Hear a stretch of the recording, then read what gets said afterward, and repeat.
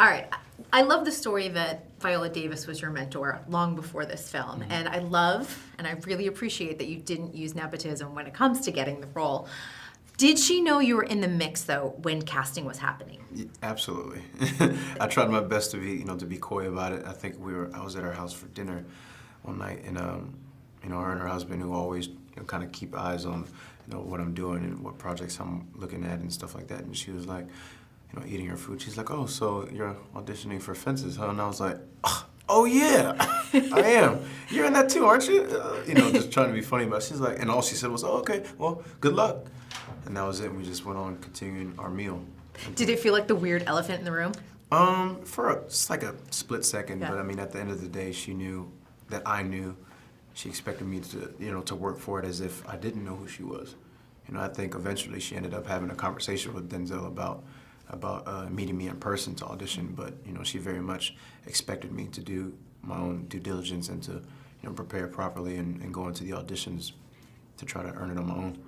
Especially since those two already had a huge foundation with the role because they did it on Broadway. Absolutely. You have to do that same work. Absolutely, and I think that's one of the biggest things that people had to understand, because I think a lot of people just thought Viola called somebody and Denzel offered me the job, and it doesn't work like that, because this is definitely heightened material, and you have to be up for the challenge to to be able to participate in August Wilson projects. So there's no skipping of any steps involved in that. Yeah, I called it a masterclass in acting when I walked out of the Absolutely. theater. Absolutely. And why do you think August Wilson, his words are, I think, even more vital today in 2017 than they've ever been? Well, but I think because he has a way of speaking on universal matters, but just in specific stories. I think that's why this film is so relatable to so many different walks of life. And this is something that everybody in the cast has mentioned before, is that the universal stems from the specific. These are elements and these are aspects of family and friendship and dreams deferred and things of that sort that anybody can relate to. We have uncles that remind us of Troy and Bono and Uncle Gabe and that sort, but it's just specific in that August is telling this this story through the eyes of a family in 1950s Pittsburgh.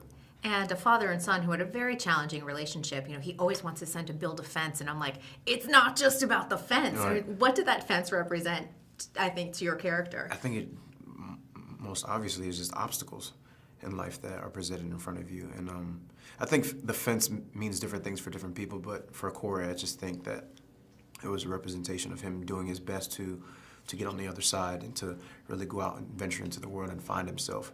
But he seems to have this one element of his significance in his life that's just holding on to him, and I think that's what he felt his father was doing. Well, it's such an impactful film, and you're working with Denzel, and you're working with Viola, and obviously you have a long history with Viola, but if we were all going to dinner, what should I know about Denzel and Viola to have a really fun time together? That they both have huge senses of humor. And it's funny because I saw the bulk of that on the days that were supposed to be the heaviest scenes. You would think that there would have to be complete silence on set and incense burning and all this, certain type of chi that you have to get into for these scenes. But they have that.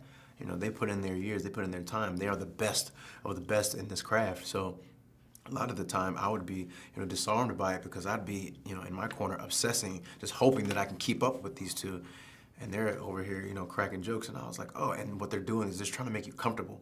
Because if you're tense, you're not going to be able to feel the emotions that you need to feel, that need to be present. If you just do the work and, you work on the character and you inform your character before you step on set, when it's time to perform it, it should be there.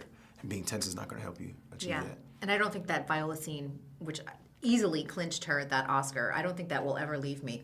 That monologue just... I don't think it's going to leave anybody who's seen it, because it's beautiful and it speaks volumes, and it's really interesting to point out that, this huge reveal from this character, from this woman who has gone through so much, was written by a man as talented as August Wilson. To be able to speak in that voice and then not be his own is a testament to his talent. Hollywood always loves to say everyone had a meteoric rise in Hollywood, and I know you've put in the work and you did your time doing those survival jobs.